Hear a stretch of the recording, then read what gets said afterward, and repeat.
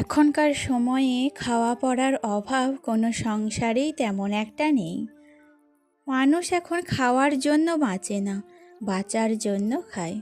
আর এসব কিছুর মধ্যেও মানুষের ভবিষ্যতের জন্য অল্প একটু হলেও সঞ্চয়ের কথা সবারই মাথায় থাকে। একটা সাধারণ গৃহিণী হোক কিংবা একটা কর্মরত গৃহিণী, প্রত্যেকেই কিন্তু নিজেদের ভবিষ্যতের কথা চিন্তা করে। আমরা বাড়িতে বসে থাকলে এর চেয়ে চিন্তাটা আমাদের দ্বিগুণ হয়ে যায়। যাই হোক, প্রত্যেকটি সকাল একটি নতুন আশার সঞ্চার করে। আর এরকম আর একটি নতুন সকালে, সুন্দর সকালে আমি সুমি চলে এলাম তোমাদের সঙ্গে আমার দৈনন্দিন দিনের একটি নতুন গল্প নিয়ে।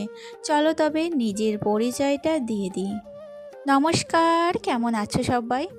আশা করি সবাই খুব ভালো আছো, আর আমরাও বেশ আছি। আমি সুমি, আজকে আমার আরও একটি নতুন ব্লগে তোমাদের অনেক অনেক স্বাগত জানাই। সকালবেলায় ছেলেকে রেডি করে স্কুলে পাঠিয়ে দিয়েছি। আজকে আমার ছেলে হাফ ডে করেই চলে আসবে, কারণ ওর পিসিমণির একটু অফিসের চাপ আছে। আর তারপরেই সমস্ত বাসি কাজগুলো আমি কমপ্লিট করে নিয়েছিলাম। কালকে বিকেলবেলায় অনেকগুলো সবজি নিয়ে এসেছিল বাজার থেকে, আর সকালবেলায় উঠে সেই সবজিগুলোকেই এখন গুছিয়ে রাখার পালা। দেখো, ফ্রিজটা অগোছালো হয়েছিল বেশ কয়েকটা দিন ধরেই, তাই ভাবছিলাম আগে ফ্রিজটাকে একটু মুছিয়ে পরিষ্কার করে নিয়ে তারপর ফ্রেশ সবজিগুলো ফ্রিজের মধ্যে গুছিয়ে রাখবো। ফ্রিজের মধ্যে সবজিগুলো এই গরমে গুছিয়ে রাখলে অনেকটা দিন চলে যায়।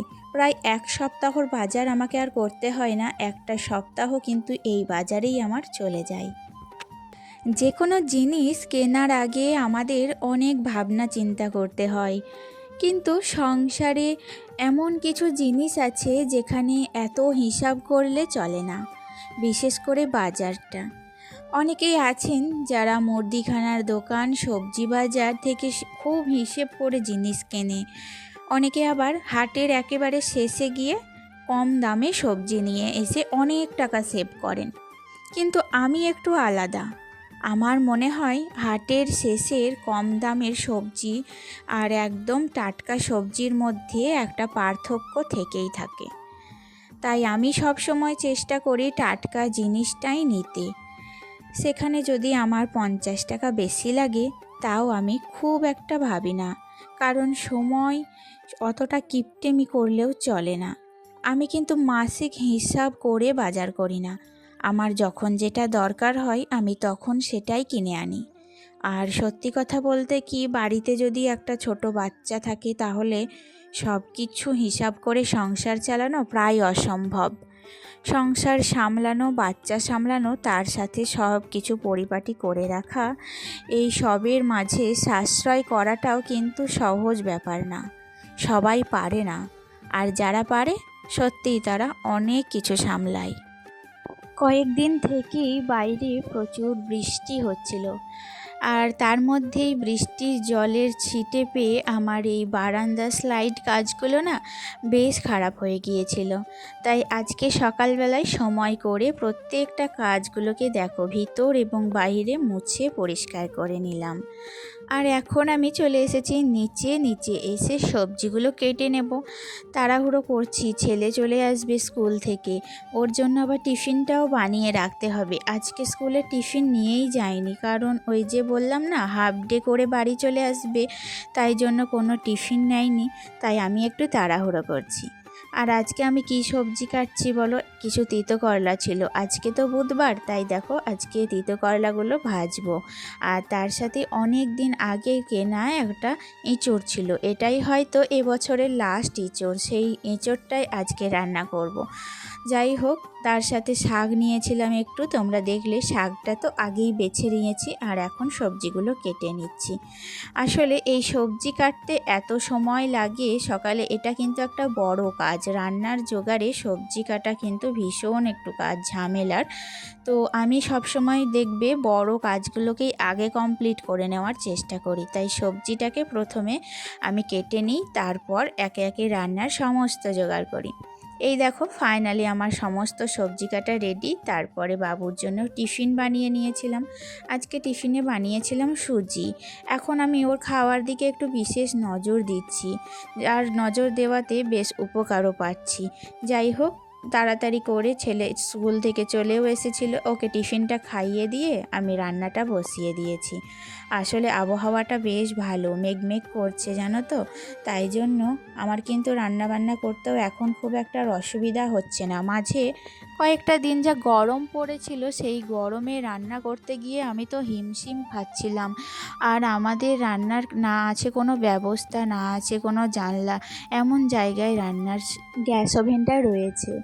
আর এদিকে জলখাবারের জন্য বানিয়েছিলাম আজকে একটু মুসুর ডাল সিদ্ধ। গোটা মুসুরকে ভালো করে সিদ্ধ করে তাতে নুন এবং তেল দিয়ে দিলাম। যাই হোক, ওদিকে তো দেখতেই পেলে এঁচোড়ের তরকারিটা ভালো করে কষে নিয়ে প্রেসার কুকারে সিটি মেরে নেব। আর এদিকে কড়াইটা আমি কামাই দিইনি, দুটো ওভেনে তাড়াহুড়ো করে রান্না করি বলেই এত তাড়াতাড়ি আমার সমস্ত কাজগুলো কমপ্লিট হয়ে যায়। তো যাই হোক, এখন লাস্টে করব মাছ। আজকে একটা বিরাট বড় মাছ নিয়েছিলাম জানো তো, কারণ কালকের মাছটা একটু ছোট নিয়েছিলাম, তো সবাই খেতে পারেনি, কাটা লেগে গিয়েছিল গলায়। আর একটা মজার জিনিস হয়েছিল কালকে, তোমাদের শেয়ার করি। কালকে আমি মাছগুলো ভালো করে ধুয়ে নিয়ে আসার পরও আমার শাশুড়ি মা আবারও মাছগুলো ধুতে যান। আর তখনই কোথা থেকে বাইরে থেকে একটা ছোট্ট পুসি ক্যাট এসে বেড়ালটা পাশ থেকে একটা মাছের মাথা নিয়ে কোথায় যে চলে গেল, তাকে আর দেখতে পাওয়া গেল না। এদিকে আমরা তো সবাই মাছ কই বলে ব্যস্ত লাগিয়ে দিয়েছি। তো হঠাৎ করে দেখছি পাঁচিলের ওপাশে গিয়ে বেড়াল ছানাটা মাছটা খুব আরাম করে খাচ্ছে। যাই হোক, মুখের খাবার তো আর কেড়ে নিলাম না, ওদিকে ও ওর মাছটা খাচ্ছে বলে আমি কিন্তু আর কিছু ওকে বললাম না। এদিকে তোমাদের সাথে গল্প করতে করতে আমার রান্নাবান্না কমপ্লিট হয়ে গেছে। এখন রান্নাবান্নার পর বাসনগুলো কলতলায় ভেজানো রয়েছে। আর এদিকে গ্যাস ওভেনটাও ভালো করে মুছে নিচ্ছি। যেহেতু আজকে এঁচোড় রান্না করেছি, মাছ রান্না করেছি, একটু তেল ঝাল মশলা বেশিই পড়ে গিয়েছিল গ্যাস ওভেনে, তাই ভালো করে আগে সাবান দিয়ে মুছে তারপর আবার শুকনো ন্যাকড়া দিয়ে আবারও একবার মুছে নিলাম। এমনি করে যদি গ্যাস মোছা হয় না, গ্যাসটা দেখবে ভীষণ ভালো থাকে, অনেক দিন টেকসই হয়। আর তার সাথে বেসিনটাও নোংরা হয়েছিল, দেখবে সাদা বেসিনে তেল ঝাল মশলা যদি পড়ে না, তাহলে বেসিনটার অবস্থা একদম হলুদ হয়ে যায়। তাই বেসিনটাকেও ভালো করে ধুয়ে নিয়েছি। সমস্ত কাজ কমপ্লিট করে চলে এসেছিলাম বেডরুমে। বেডরুমের পাশে আমাদের যেই টেবিলটা রয়েছে, টেবিল ক্লথটা না ছিঁড়ে গিয়েছে।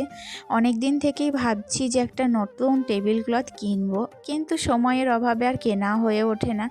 যাই হোক, দেখো আমার এই টেবিল ক্লথটাকে আবার নতুন করে পেতে একটু মুছে তারপর বিছানাগুলো এক সাইডে কর্নার করে রেখে টেবিলটাকে একটু নতুন করে সাজিয়ে নিলাম। আসলে টেবিল ক্লথটা এভাবেই মাঝে মাঝে খুলে একটু ভালো করে কেচে নিই। আজ সকালবেলায় কেচে দিয়েছিলাম, আর এখন সেই শুকনো টেবিল ক্লথটাকেই কিন্তু আমি এখানে পেতে দিলাম। ভালো, তাহলে একটু পরিষ্কার হয়ে গেল, তাই না? যাই হোক, টেবিলটা তো সাজানো কমপ্লিট। আর এদিকে বিছানা তো সকালেই তুলেছিলাম, এখন শুধু পাশ বালিশটা দিয়ে দেব। এইদিকে দেখো আকাশে প্রচুর মেঘ পড়েছে। দুপুরবেলায় খাওয়া দাওয়া করার পর একটু শুয়েছিলাম, তারপরে ছাদে এসেলাম। ছাদে এসে দেখি প্রচুর মেঘ, আর চারিদিকে এত হাওয়া বইছে, জামা কাপড়গুলো ছড়িয়ে ছিটিয়ে এখানে ওখানে পড়ে গেছে। তাই আমি আর ছেলে দুজনে মিলেই সমস্ত জামা কাপড়গুলো তুলে নেব এখন। আসলে কি বলো তো, হঠাৎ করে যদি আবার বৃষ্টি চলে আসে, বিশ্বাস তো নেই, তাহলে শুকনো জামা কাপড়গুলো সব ভিজে যাবে। আর আমি যেহেতু ছেলেকে নিয়ে যাব একটু টিউশনি, তাই জন্য দেখলাম আস্তে আস্তে যদি ভিজে যায়, তাই জন্য সমস্ত জামা কাপড়গুলো তুলে নিলাম। আর আমাকে দেখছো, আমার ছোট্ট ছেলেটা কত হেল্প করছে। আমি বলছিলাম একাই আসবো, কিন্তু ও আর শুনলো না। ও বললো চলো মা, তোমার সাথে যাই। তাও আমি বললাম যে চলো বেটা, তাই জন্য নিয়ে চলে এলাম ওকে। দেখো এখন কিন্তু একেবারে সন্ধেবেলায় ছেলেকে পড়তে বসিয়েছি, আর এখনও রাত্রের খাবার কিছুই করা হয়নি। ওকে আগে টিউশনি থেকে এসে দেখো খাইয়ে দাইয়ে পড়তে বসাবো, পড়া কমপ্লিট করাবো, ওকে খাওয়াবো, তারপর ওর দিকটা একটু দেখে তারপর রাত্রের খাবার করব। যাই হোক, এখনও কিন্তু মেঘ গুড়গুড় করে ডাকছে। রাতের দিকে আবার কারেন্ট চলে গিয়েছিল, তাই জন্য আরও তাড়াহুড়োটা করছিলাম। আর কারেন্ট এসেছে কটায় জানো? রাত 2টোর সময়। তাহলে বন্ধুরা, আজকের মতো এতটুকুই। দেখা হচ্ছে নেক্সট ব্লগে। টাটা।